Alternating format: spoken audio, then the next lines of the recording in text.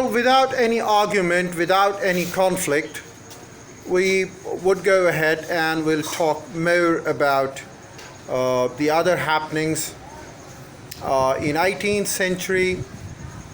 In 1757, British East India Company had an opportunity of a military conflict. In fact, they never desired a military campaign against any of the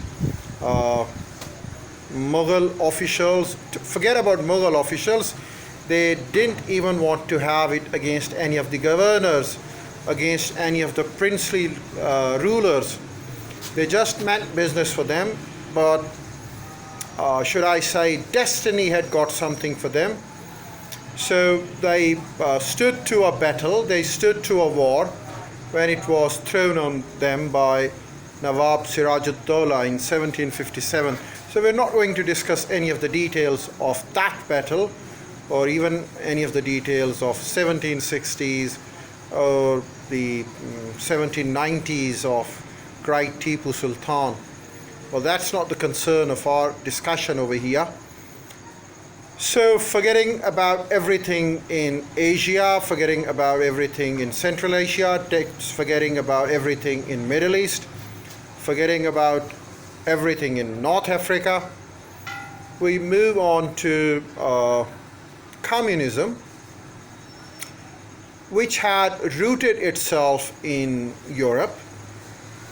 And Karl Marx was the person who, in fact, initiated the ideology of the principles which led to communism in the coming years.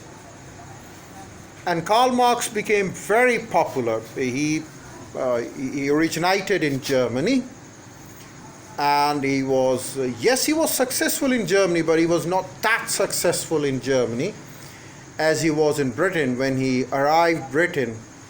And there, as the man of letters, when he started a campaign, that campaign was later known as Marxism, and it in fact gave rise to the idea of socialism and communism.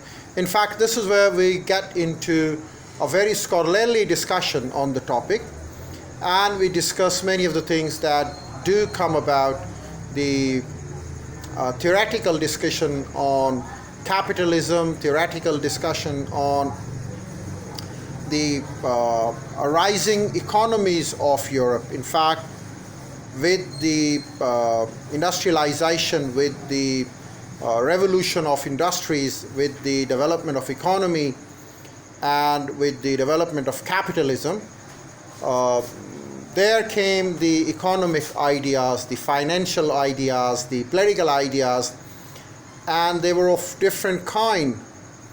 So there were many reasons for a person to come along with a strange idea, because of course manipulation was there. Since the manipulation was there, so there was a room for a scholar to come along, for an economist to come along and give the ideas in the favor of labor, give the ideas in the favor of the workers, to give the ideas in favor of the peasants. And it was done, and it was done rightly by Karl Marx.